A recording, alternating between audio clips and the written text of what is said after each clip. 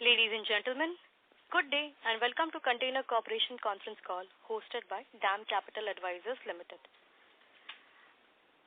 As a reminder, all participant line will be in the listen-only mode and there will be an opportunity for you to ask questions after the presentation concludes. Should you need assistance during the conference call, please signal an operator by pressing star, then 0 on your touch-tone phone. Please note that this conference is being recorded. I now hand the conference over to Ms. Bhumika Nair. Thank you and over to you, ma'am. Good morning, everyone, and a warm welcome to the Q3 FY2024 earnings call of Container Corporation of India.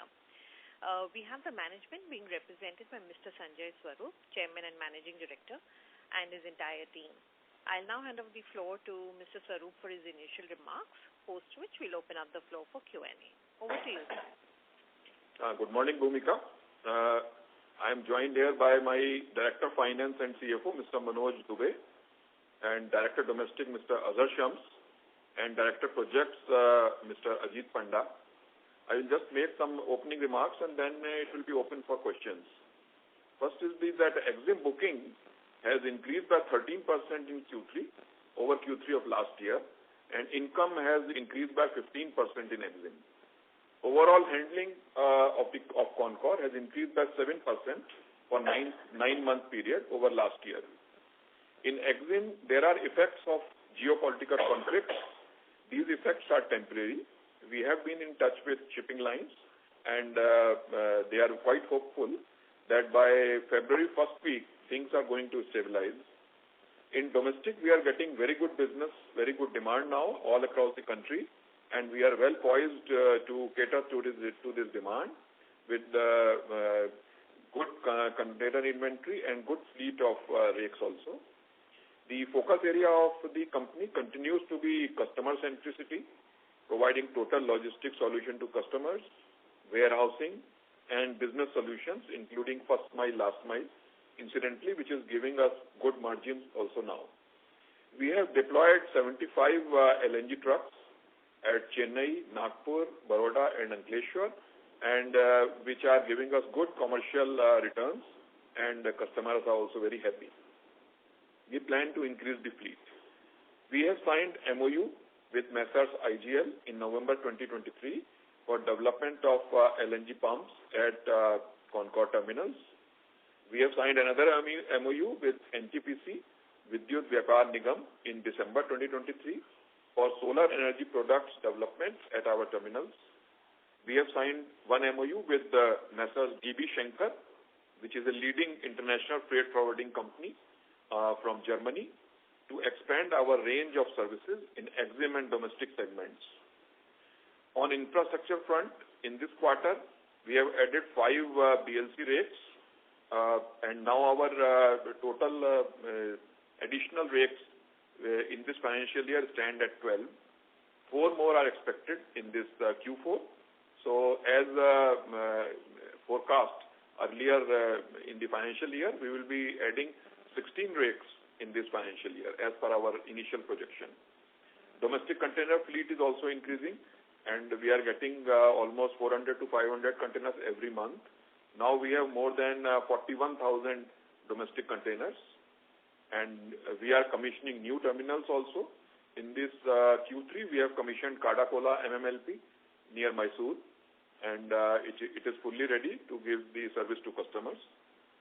The company is laying a lot of emphasis on operational innovations, and one of the major is double stacking. In Q3, we have seen a growth of 55% quarter and quarter on double stacking, and 38% in 9-month period over last 9 months of last financial year. So this has actually, in fact, helped us to improve our bottom line and give good assured transit to our customers. Lastly, company believes in technology-based green logistics. On that front, we are having app-based FMLM, first mile, last mile, which has been working at our 2 of our terminals, Ludhiana and Jaipur, and getting very good response from customers. We are working on ICE battery solutions, which is a passive cooling technology, and we are also working on AI-based terminal management system at our flagship terminal, ICD Tughlakabad. These are my opening remarks. Now I request that questions can start.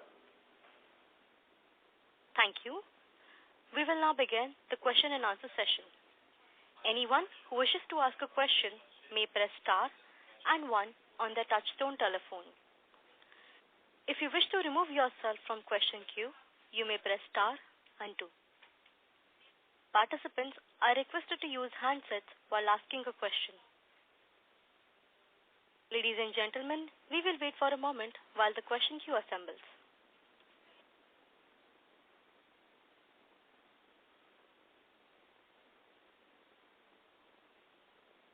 The first question is from the line of Alok Deora from Motilal Oswal. Please go ahead. Good morning, sir. Sir, just had a couple of questions. So one is if you can provide the originating volumes for EXIM and domestic. Yeah, originating volume for this quarter are EXIM it is 525,138 and domestic it is 110,131. Total 635,269. Sure. And also, sir, the LLF provisioning in this quarter has been quite low. So we are at around, if you look at the 9 months, we are at around 2.9 billion or so. So what's the number we are looking at for this financial year? I will request my Director of Finance. He will take this question. So, for everybody, just to give an overview of LLF that we started the new regime from 2021. So the first year, 2021, we paid and made a provision in total for 517 crores, 517 crores. Next year, 21-22, we paid and made a provision of 465 crores. Now, 2022 and 23, in this FY23, things have stabilized. And most of the places we got the rate and things clarified with the railways, and things settled at 392.36 crores. That was for last FY. Current FY, we were supposed to pay 7% more than this, which comes around 419 crores. Now, this FY21 and FY22, we had made an additional provision of 150 crores approximately for various depots. And wherever the cases are being settled, those provisions are being reversed. So if you look at my note in the results, we have given a clear note that we have reversed 36 crores of provisions in LLF. So it is the impact of that. Now, going forward to answer the question, in Q4, we are expecting a LLF of around 100 crores. That takes us to around 388 to 400 crores maximum for this FY. I hope I have clarified the thing. Sure. So, sir, once this FY24, you have taken all these reversals. So after that, there is no pending reversal. No, there are still around 90 crores for various around 5-6 depots where still things are being reconciled with the railway. If it is reconciled in our favor, then those reversals will come back to us. If it is in favor of the railways, then those money will be paid to the railways. Sure. So FY25, what's the number we are looking at, assuming there are no reversals? FY24. 25. 25, it is 420 crores approximately is the actual payout for this year without any adjustment. So you take 7% more. So that comes out to be around 450 crores, 460 crores. 450. Got it, sir. But there is a catch in that also. There are two things. One, in the last quarter results, my Director of Projects had mentioned to you that we are still looking at right sizing of our bigger depots like TKD. So those right sizings are also in process. If we are able to surrender few portion of the land which are not productive for us, then there can be a decrease in our total payout, A. And B, as you know, Gati Shakti policy is already unveiled for the new project where the rate of the charges are only 1.5% fixed and there is a variable cost. Now, we are also making a representation to the board and discussions are on that. Why not that facility be given to us? If the ministry agrees to us, that can bring up more bonanza for us and that this payout may go down, but these are right now in the pipeline only. Got it. And sir, just one last follow-up on this. So in 3Q also, we were going to surrender some part of the the terminal. So we have done that in 3Q or? Let me clarify on that.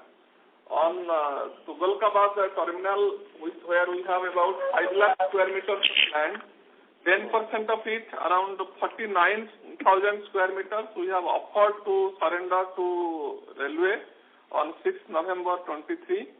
That will bring down the cost of LLS in TKD by about 25 crores. So discussions are on for handing over, and we are very hopeful that from 1st of April, the TKD LLF will go down by 10%. Of course, this will be offset by 7% with increase, but the net outgo on TKD terminal will be less next financial year. Number one. Number two, we have surrendered another small patch of land in Baroda terminal to the railway. After surrendering that terminal and merging the business with our Barnama terminal, which has started operating in full scale near Baroda. So these two patches we have surrendered in Q3. Similar optimization will continue. Got it, sir. Thank you so much, sir. If I have more questions, I'll come back into it. Thank you, sir. Welcome. Thank you. The next question is from the line of Achal Lode from JM Financials. Please go ahead. Yeah, hi, this is Achal Lode here. So good morning. Thank you for the opportunity. Sir, with respect to the volumes, given how it is panned out in first 9 months, how do you look at FY24? And if you were to hazard a guess for FY25, how do you look at growth in the implemented domestic volumes? In the FY24, that guidance that we gave in the beginning of the financial year, we will be able to achieve because of good volume growth in EXIM and domestic. And EXIM, as I told you, from next month onwards, we should again have a good growth. As in Q3, you would have seen there is a growth of 13% in volumes. Domestic till now for 9 months has shown a growth of 11%, and we are getting good demand now. We have good container fleet, so we are very hopeful that we will end the year with around 15% growth in domestic and around 10% growth in EXIM. As far as FY25 is concerned, guidance I will give at the end of the year, but what I can say is that demand is good and our infrastructure is ready. So we are very, very hopeful that good growth will continue in FY25 also, especially with the commissioning of DFC up to Nhava Sheva, which is expected in December 2024.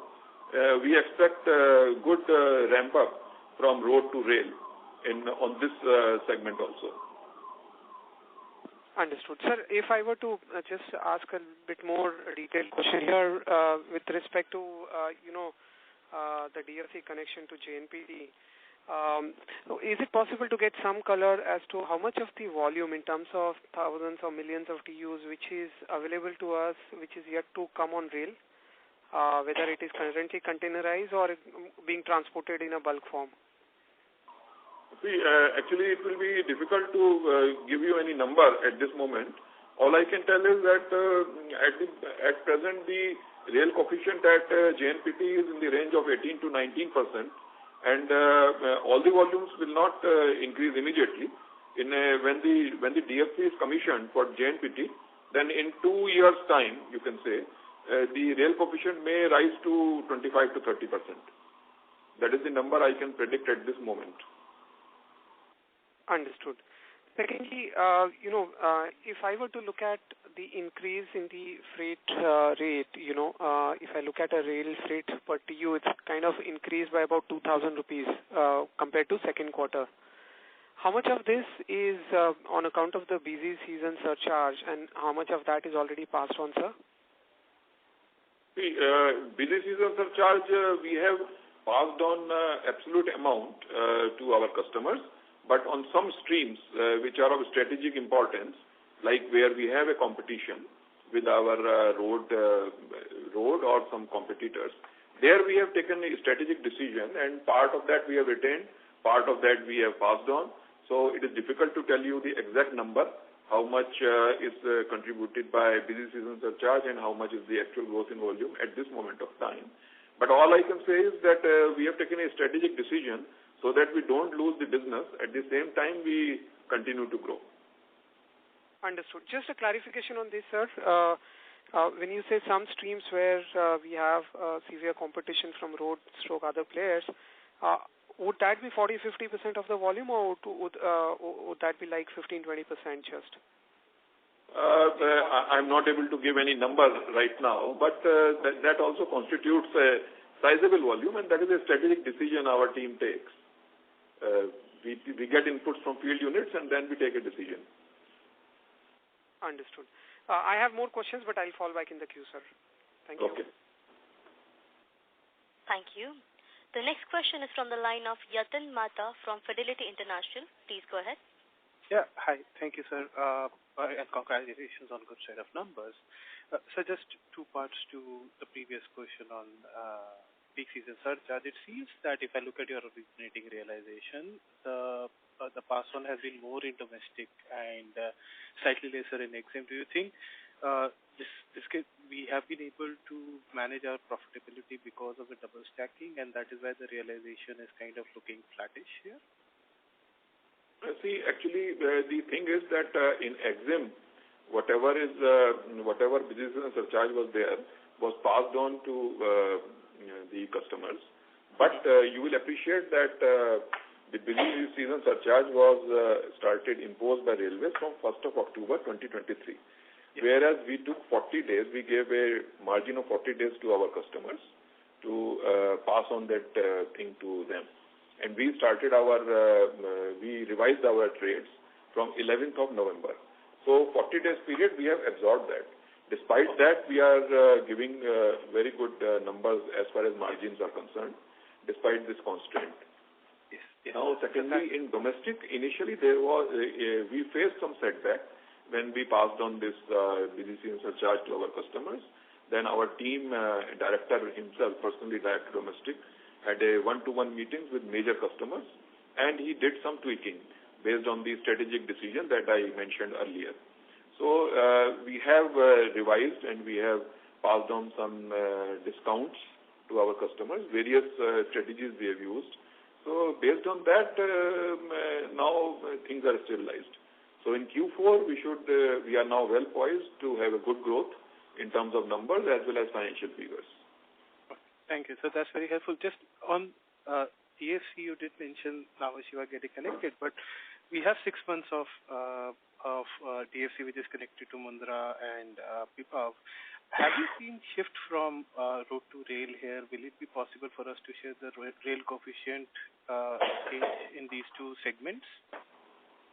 Yeah, actually, that's a very nice thing that has happened on Mundra. Volumes have increased as compared to year on year if we see. Rail coefficient has slightly increased. It has not increased very much, but rail coefficient has slightly increased. Similarly, at Pipavav also, it is almost same. It has not increased. So, but from our experience, we are able to see that from our terminal Dadri, which is in north in National Capital Region, we have a terminal at Dadri, and from there we are running timetable freight express trains to Mundra Port. In that stream, we have seen sizable shift from road to rail. So that we are seeing, and customers are very happy, in fact. And when their containers is reaching in 35 to 40 hours, and whereas road is taking more than 50 hours. So we are seeing a sizable shift. But at this point, I can't tell you the exact number, how much percentage has shifted. Okay. So that's very helpful. So just one last small question. Domestic profitability for second consecutive quarter is high single digit, domestic EBIT. Do you think this is now sustainable given the scale which we have achieved, or is there any specific in this which we need to understand? Yeah, as I told you that in domestic, we are getting good demand now, especially from South India. Only we were sending loaded cargo, and return direction empty was coming. So that has, in Q3, it has adversely affected our profitability. But now that in South India also we are getting demand for Western India as well as Northern India. So those empty containers which were running, now they are coming in loaded condition. So definitely in Q4 you will see very good EBITDA margins in domestic also. No, sorry, sir. My question was slightly on a longer term, that historically domestic used to be 5 to 6%, and for the last 2 quarters we are seeing at an average of 10 and 9 and 10%. Do you think, given like you mentioned that the empty running is much more lower, there is some sustainability of this profitability? Yes, definitely. It will sustain and it will become better. Okay. No, that's very helpful, sir. Thank you. Thank you. The next question is from the line of Mr. Amit Dixit from ICICI Securities. Please go ahead. Yeah, hi. Good morning, everyone, and thanks for the opportunity. I have 2 questions. One is on CAPEX. Last call we mentioned that we are confident of reaching 600 crores of CAPEX this year. So just wanted to understand the 9-month FY24 CAPEX, and is there any revision guidance? My director projects will take this. We are giving a guidance of 600 crores CAPEX for FY24, and we have already achieved, as per the balance sheet, we have achieved 474 crores CAPEX up to Q3.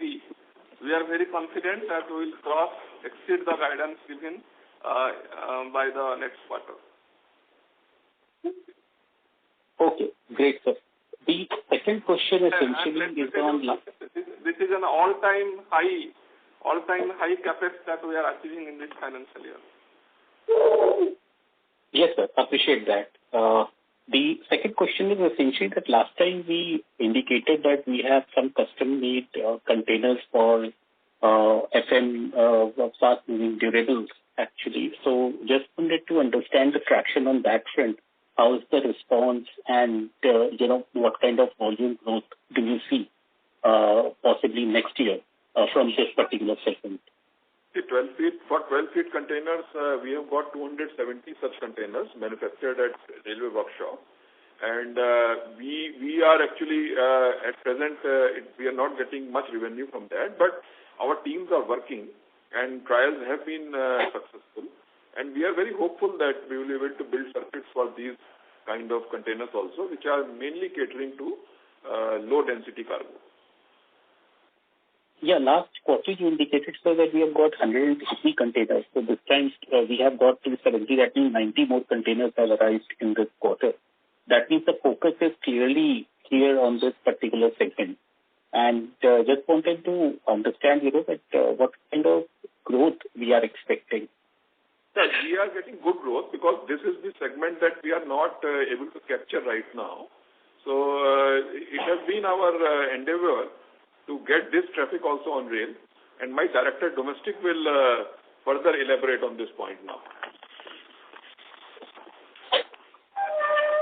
With respect to 12 feet high containers, as our CMD has just underlined that we have got 270 containers. I think that before getting the traffic, there are certain things we have to do. Number one, the railway has to give us route-to-route clarification. This permission for running these 12 feet containers, that these 12 feet containers are basically A-class ODC. There's over-dimensional consignment. We have to take permission from the railway. We are in the process of taking those permissions. That is number one. Number two, that what kind of loadability as compared to 20 feet normal container are going to happen in these containers. So we have done 2-3 trials. One we have done with Coca-Cola plant, and then second we have done in IFB plant in Goa. So those trials have been successful. Once these route clearances are in place, so I think this traffic will start, and we are in talk of Reliance also for moving their cargo, lightweight cargo from their plant in Jamnagar to various destinations. So things are in process, but that anything to start and some new thing is going to start, it certainly takes some time before it gets stabilized. So thanks a lot, sir, for the elaborate explanation. Just last one, if I may. I just wanted to know the empty running cost this quarter, domestic and EXIM. Empty running cost in EXIM, just a minute. You want for the quarter or for 9 months? For the quarter, sir. For quarter, for EXIM it is 35.3 crores, Domestic, it is 98.8 crores. Total is 134.1 crores. Wonderful, sir. That's it from my side. Thanks and all the best. Okay.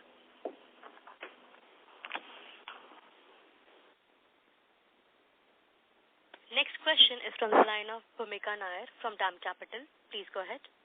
Yes, sir. Yes. So you mentioned earlier in one of your comments that, with the Dadri connectivity we have seen and with the timetable trains that we are offering, there has been an increase in the shift of cargo from rail to road because of the better services. Road to rail. Road to rail because of the better services that we are providing. So, can we get some sense on, how the rail coefficient has changed in this circuit? What kind of volumes have kind of moved, which has helped? See, I don't have the numbers with me right now, but because we are getting good shift, so it is visible, and even some leading shipping line like Maersk has started retail express train, and other lines are also coming for the same. So we are seeing a shift which is very, very visible. I'm not able to give the numbers right now. Maybe we can give you the number later on. Sure, sir. So the other thing is, can you talk about how your market share has moved in, in these three ports, and what is the rail coefficient at these, three ports of JNPT, Mundra, Pipavav? I can tell you the numbers. At Mundra, the rail coefficient that we are having is 36% of the total volume of moved by rail, and at Pipavav it is 45%. That we are moving. And as I mentioned earlier also, consciously the company has decided not to pick up the low margin business because that is not sustainable. So we believe in giving service to our customers, and at the same time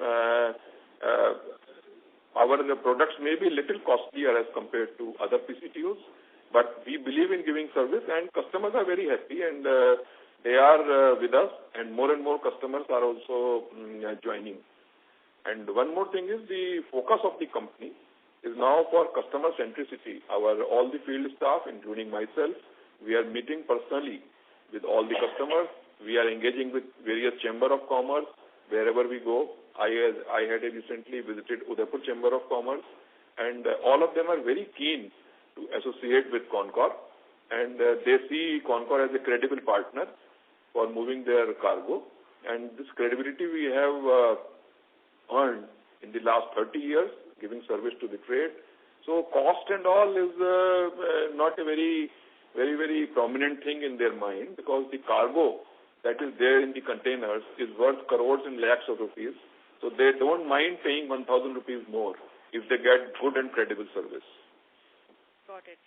Sir, just on the FMLM services, what percent, I think if I'm not wrong, it was around 30% of the volumes were being serviced by FMLM. What is the potential increase that we can do to service all our entire volumes, can shift to that? In what kind of time frame do you think we'll be able to achieve that, or any targets that are set on this aspect? Yeah, we have set a target of 80 to 85% in another 2 years. We will be able to do that, and we are, at present, what we are doing is we are using auction-based system on streams, and now one more development is taking place is the app-based FMLM, which has been developed by TCS, and we are using it at our two terminals, that is Ludhiana and Kanpur, and Kanakpura, that is Jaipur, which has been welcomed by the trade, and in which there is a real-time reverse auction by the bidders, and the customers get the best price at the best, and the service is also very good, price is also very good. Second thing is the LNG, because we are providing green logistics solution to our customers, so we have deployed 75 LNG trucks, which have been quite successful. So this is DS here, Bhumika. Yes, sir. So I can just give you a flavor of what percentage we are gaining financially through this transportation. So this quarter to quarter, my financial numbers in road freight, that is FMLM, has gone up by 63%. And for 9 months, it has grown to 40%. So as CMD mentioned that we are targeting 80% of our throughput through our own FMLM system, which earlier was not the focus for us. to something that our partners were doing in a very unorganized manner. So this is really shooting up for us, and it is going to be a cash cow for us because margins that we thought is even better in our LNG trucks and all. So your question is right. This is something which is going to grow us for us like warehousing things that we tested in the last 3-4 years. Understood. So just two data-related question, if I may, the number of rakes in this particular quarter and the lead distances. Number of? Rakes movement, double stack rakes. Sir. Double stack. Okay, double stack in this quarter was total 1376 double stack trains. Okay, and the lead distances, sir, for both EXIM and domestic? Okay, lead distances, EXIM, I have for, okay, you want for the quarter? Yes, sir. 1 minute. I have for the quarter, it is, for EXIM it is 724 kilometers. Domestic it is 1413. Total is 827. Great, sir. Thank you very much, sir.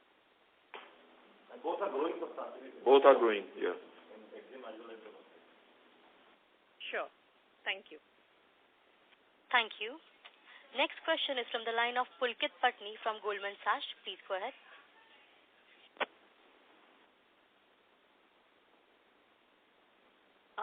Ladies and gentlemen, we've got disconnected from Mr. Pulkit. Next question is from the line of Achal Lode from JM Financial. Please go ahead. Thank you for the follow-up opportunity, sir. Just wanted to check in terms of the market share. Is it possible to get some sense for EXIM, what is the market share for Concall at the aggregate level, and how has it moved compared to 2Q as well as 3Q of last year, sir? EXIM market share is around in the range of 55 to 60%, which is more or less the same as compared to last year. And as I told you, we consciously we have decided not to pick the low margin business. So that is why we are maintaining that market share and with our pricing policies and growth and giving service to our customers. Understood. Sorry, I'm harping on this question, sir. If I look at the railway volume, the railway volume seems to have grown about 12% YY for 9 months. And if I look at our originating volume, it has gone up by 7%. So it appears that there is a loss of market share, but you saying that there is no, the market share is pretty much stable. So am I looking at the right number? Is there a different way of calculating by Indian Railways? No, you are right. There has been slight drop in market share in domestic. That is why this has happened. So you are absolutely right. Your statistics is correct. Okay. Sorry, sir, I was talking only for the EXIM segment, sir. EXIM, Indian Railways seem to have grown 12% for 9 months. No, EXIM actually, in fact, we have also grown, but market share is in the bracket of 55 to 60%. It is same. Okay, understood. Sir, one more question I had in mind is, with respect to DFC, how much of our total volume actually is in and around DFC, pockets, and what kind of shift do you see over next 3 to 5 years? I mean, let's say, once JNPT also gets connected, do you see this proportion kind of growing at 20-30%, or it could be just 12 to 15% growth for this particular DFC route cargo? See, as you may be aware, that around 60-65% containerized cargo moves between Western India and Northern India. So that is if we see for the whole country. So Western DFC is catering to this segment only. So when JNPT also comes on Western DFC, then we will see a very good shift of cargo from road to rail. And because it will be economical and it will be faster. So as I mentioned earlier, the rail coefficient will increase from 18% to around 25 to 30% at JNPT. So right now we are not able to give you the numbers that what will be the annual growth rate for Concall, because 2-3 years span is a very long span. So guidance we will be giving every year. So numbers I'm not able to give right now, but I see a very good potential in the coming 3 to 5 years. With JNPT coming on DFC, it will be very exciting for us because we are building up terminals also. New terminals we are building on DFC. Already we have some terminals. So all of them will be catering to lot of traffic on DFC. Got it. So just a clarification, you mentioned 60 to 65% of India's containers are in the west and north pocket. What would be that proportion for us? Would that be similar, or it could be lower given the significant competition is actually in this pocket only? Our proportion from where? From total West and north pockets. West and north, our business, we are also following the same trend that 60 to 70% is in this pocket only. 60 to 70%. Understood. And just one question I had with respect to multimodal logistic parks. You know, how many are in currently in operations, and how do you see that tally improving over next couple of years? And as we speak, for 9 months, let's say, how much of the revenue is coming from these MMLPs? Would it be possible to get some sense on, because there is significant investment which has gone into this, and, in terms of revenue and profit contribution, if you could guide us, how much is that coming from these MMLPs? Actually, right now we have 15 MMLPs under operation, all on Concall land. And we are quite aggressive, quite bullish on developing more and more logistic parks to provide good service to trade. 10 more are in the pipeline at various stages. So these are long gestation projects. So we cannot expect that as soon as we construct, they will start giving us profits. All I can say is the Khatwas, which was the first logistic park that we constructed, it has become free to us now. Whatever we have invested, more than that we have got. So now whatever we are getting is extra, is a bonus, you can say, not extra. So all the logistic parks are in a very vantage positions where we do proper survey before constructing the logistic parks. So we are quite hopeful that all of them will give us very good returns in the future. We are constructing them as futuristic terminals, more than 100 acres of land for each of the terminal, and we maintain each terminal as a profit center. But at this point of time, I will not be able to tell you the details how much we are getting from logistic parks. All I can assure you is whatever investments we have made, we will get much more than returns that we expected. Got it. And is there any white space left, given 15 already commissioned, 10 in pipeline? Are there any important, clusters which are still left out, or they are very much captured by now? We have captured most of the clusters, and 10 more are in pipeline, and keeping in mind the places, like, for example, I will give you just one example because other people also have questions. Like in Ahmedabad, we were not having a point for double stacking. Till now, we have a terminal at Khodiyar, which is a multimodal logistic park, but we cannot handle double stack trains there. So we were in lookout for that, for some location where we can handle the double stack trains.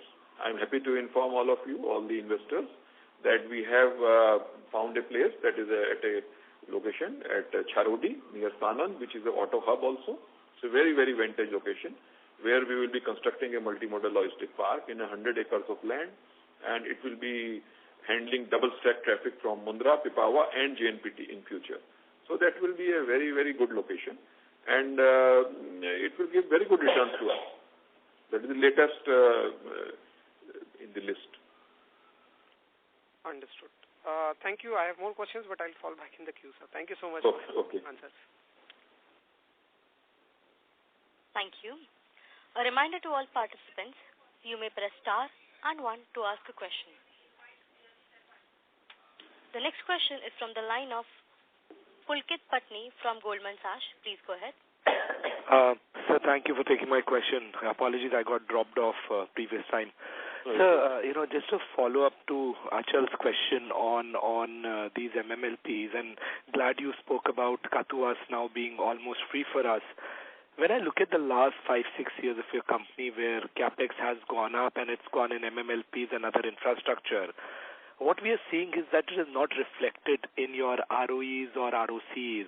Because as a company, if I go a decade back, we were more in the early 20s, and now we are in the early 10s when it comes to ROE. So can you give us a sense that over the next 4 or 5 years, as volume grows, as these logistics parks get better utilized, what is the target ROEs that as a company we need to get to? Because while our cash generation has been very strong, given the good business model we have, it seems that the ROEs have been very compressed because of these investments. So any sense on that will be very helpful, sir. As I mentioned earlier also that we are expecting a very good growth in the coming years due to various factors like DFC, good demand in domestic, good fleet of rakes, good inventory of containers, and at our terminals at vantage locations. So I'm quite hopeful that the ROE is going to increase in the coming years. At this point of time, it is not possible for me to give you the target number that we will be aiming at in the next 3 or 4 years. It is quite, long term. But I can assure you, all the investors, that your company will give you very good ROE, which will be more than the best in the industry. I am very, very hopeful. Sure, sir. Sir, one follow-up question. On double stacking, you mentioned that for the first 9 months, we are up some 60% compared to same time last year. Now, when I look at our margins and adjust it for the LLF adjustments that you do, we are not seeing that reflect in better margins. Is it fair to assume that double stacking is only going to be a function of higher cargo that we get and how many times we break it, but it doesn't really benefit us in the form of margins because numbers are not reflecting that. So a better understanding of that would also help. Yeah, Pulkit, actually you will appreciate that in the Q3 that you are talking, Q3 actually we absorbed the increase in 10% rail haulage in EXIM segment for 40 days. Out of the total 90 days, almost half of the quarter we absorbed the increase in rail haulage because railway increased the haulage on 1st of October and we passed on from 11th of November, giving a period of 40 days to our customers. This move, although we sacrificed our margins for some time, but it acts as a very good marketing tool for the company. So customers appreciated it very much. And they told that in such times when you have stood with us, so we will be there always with you. This is the comment I got from many customers. So it was a strategic move of the company. And secondly, it's a very justified thing because if we pass on immediately to increase to our customers, they will have to bear the loss because the transit time from foreign shores to our ports are almost 30 days. So consciously we took a hit. And that was actually partly contributing to drip in margin. Second, the contribution was in domestic segment in Q3. We were doing some empty running also because we were not getting load in the return direction. So these things, were pulling down the margin. At that time, double stack came as a savior. It pulled up the margin slightly. But if you compare the margin with Q2, definitely you will see a drop because of the two factors that I mentioned. Double stack, of course, pulled up the margin slightly, but still be almost 20 crores drop as compared to Q2. But to make an apple-to-apple comparison between Q3 of this year to Q3 of last year, you will see a good increase in margin, around 12% increase in margin is there. I hope it satisfies your question. Sure, so that's helpful. Sir, one just bookkeeping question. What are the rail freight margins for the quarter? Yeah, rail freight margin for this quarter is 24%. 24% compared to 27% last quarter. Previous quarter. That is because of the reason I mentioned you already. Yeah. Got it, sir. Got it. Thank you so much. Yeah. Thank you. A reminder to all participants, you may press star and 1 to ask questions. Next question is from the line of Mukesh Saraf from Avendus Spark. Please go ahead. Yes, sir. Good afternoon, and thank you for the opportunity. My first question is on this busy season surcharge. in some form we have seen this increase in haulage rates by Indian Railways after 8 years. And especially now that DFC is operational, we are seeing this increase. Should we kind of read slightly more into it that this is probably the sign of things to come, that, it's been 8 years and now they've started increasing haulage rates? And if so, how is Concall or how is the industry looking at it, given that, this can kind of hamper the road to rail move? So, what are your thoughts on this? Your question is not clear. Can you repeat it, please? I think audio, there is a problem with the audio. Sorry. So what I was asking is this, is it audible now, sir? Yeah, it is better now, please. Okay. So what I was asking is this increase in haulage rates by Indian Railways is happening after 8 years in some form. I mean, they're now doing it in the form of busy season surcharge. So the question is, should we kind of read slightly more into this, that this is probably the start of more hikes coming in, because it's after a long gap of 8 years? And if so, then how is the industry going to look at this whole road to rail shift? Because road freight rates are not going up, and so the gap between road and rail obviously will go up as you pass through these costs. Okay. Now I have understood your question. We are in talks with railways on a continuous basis. Now I don't visualize any further increase in rail haulage charges, and 10% busy season charge that we have imposed from 1st of October. I think this is only going to continue for the period defined in the circular. Apart from that, there will not be any further increase in the near future at least. And this busy season charge we have passed on in EXIM and domestic also, except for few strategic streams. So it has been absorbed by the trade, and of course there was some disturbance for some time, but now it is absorbed. In Q4 we should get a good volume, and physical as well as financially also it will be good. Okay, so the road to rail shift that you're seeing at Dadri, do you think we have kind of seen the initial, say, low-hanging fruits, and from here on it will be difficult, or do you expect that road to rail shift to continue even in these coming quarters despite this pass-through of costs? No, this will continue. This road to rail shift will continue. All right, understood. And my second question is again related to this. How would the role of Kathuwas change for you, sir, now? Because earlier you were using it as a transshipment hub, but now with Dadri directly booking the double stack rates, how is the role of Kathuwas, and are you seeing organic catchment areas there doing well for you? See, Kathuwas actually is now also it is having a transshipment center for the ICDs at Ludhiana and Tughlakabad and Badi. So these three ICDs are still being catered by Kathuwas. So double stacking is being done there. Of course, it has reduced because of Dadri. But Kathuwas is developing their originating volumes also now. So we are seeing growth in that originating and destination volumes also. That is also, growing at Kathuwas. So there is a good numbers at Kathuwas. Any numbers you can share on the originating volumes at Kathuwas? Any broad numbers actually, unfortunately, I don't have those numbers for a particular terminal. But we can tell you later on.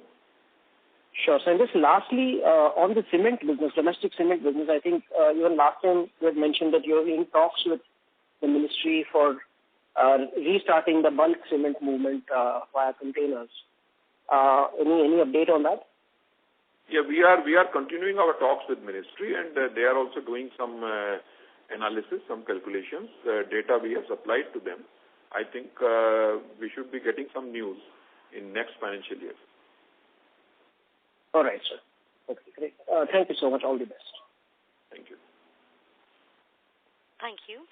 The next question is from the line of Yaruk Khan from Money Control. Please go ahead. Hello, can you hear me? Yes. Yes. Hello, sir. So I just had two small questions.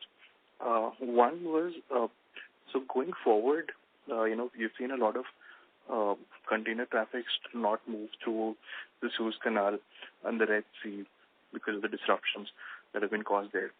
going forward, do you expect your EXIM volumes to be impacted by that? I've seen that in Q3, your EXIM volumes were not impacted, and you've seen a good growth, 6% growth in EXIM volumes. What would be the impact going forward in Q4 and then in next FY?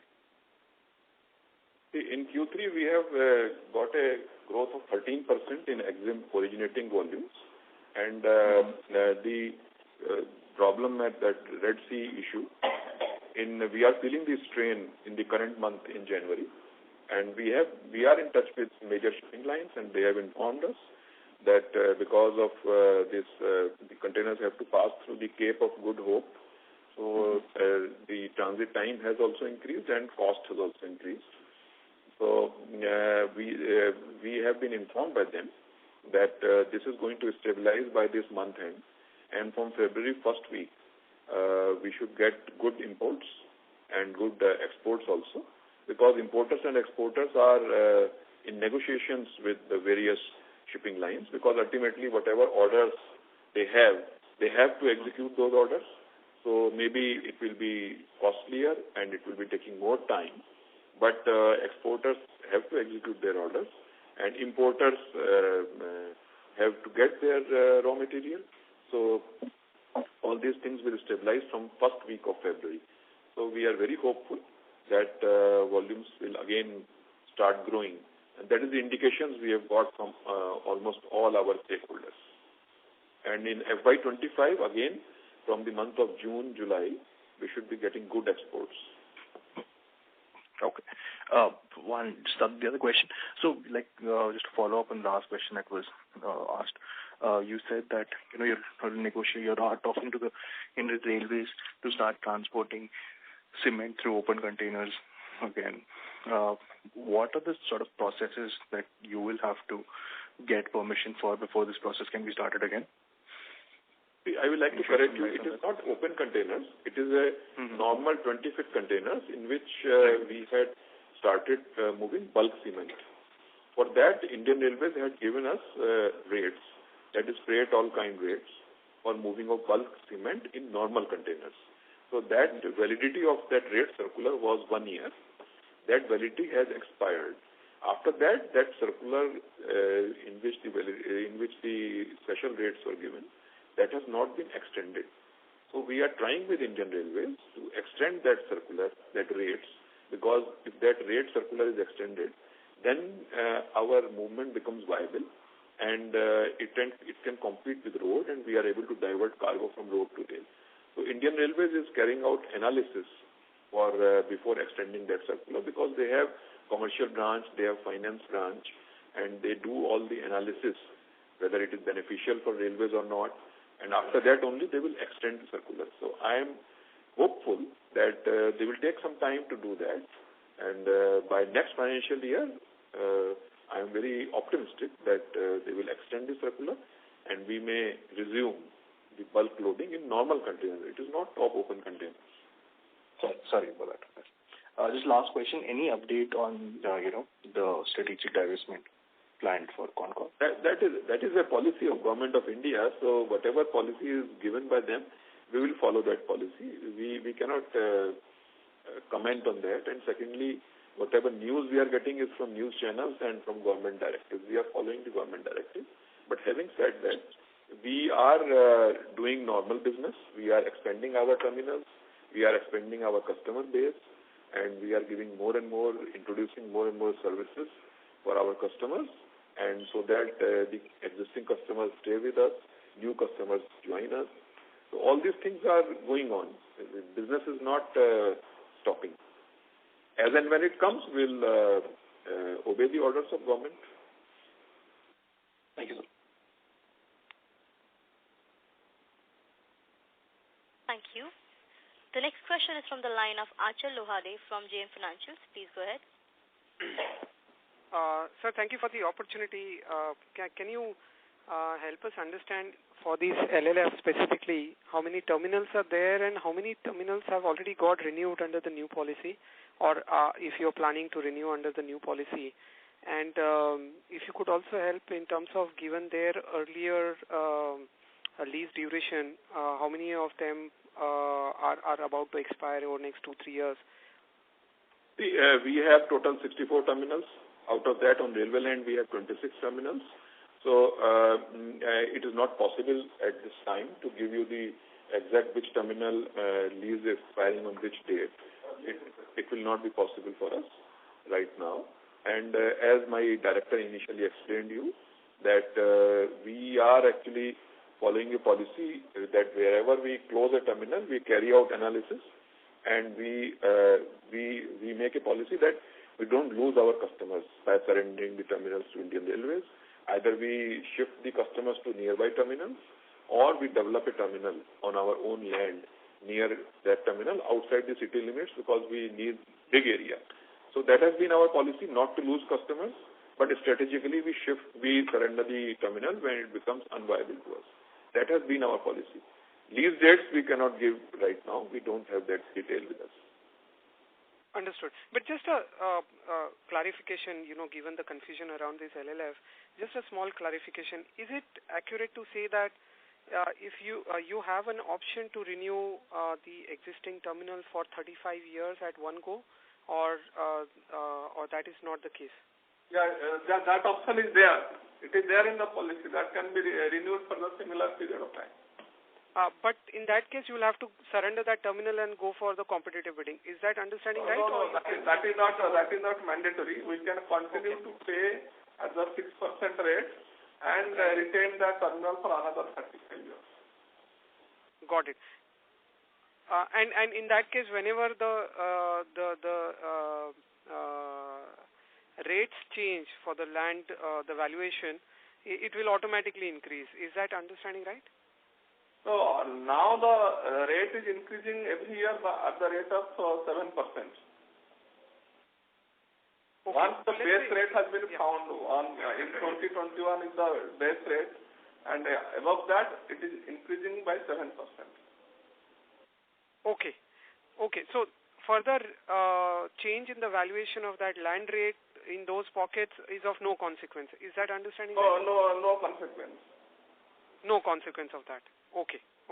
So in other way, 440, 450, whatever number you have mentioned, that is probably the cap. It can only be lower than that as you relook at the excess lands. Is that? Yeah, that is the cap as far as next year is concerned, but it is increasing at 7%. Okay.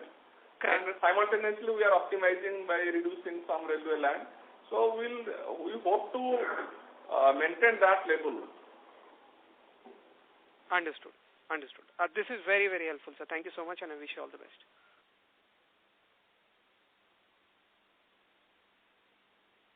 Thank you. As there are no further questions from the participant, I now hand the conference over to Ms. Bhumika Nair for closing comments. Yes, sir. Thank you very much for giving us an opportunity to host the call and answering all the queries very patiently. Much appreciate yours and your team's efforts on this. Many thanks, and wishing you all the very best. Sir, any closing remarks from your end? No, that's all. I don't have any closing remarks. Thank you very much for your best wishes and for the investors to having faith in Concall. Thank you. On behalf of DAM Capital Advisors Limited, that concludes this conference. Thank you for joining us, and you may now disconnect your lines. Thank you.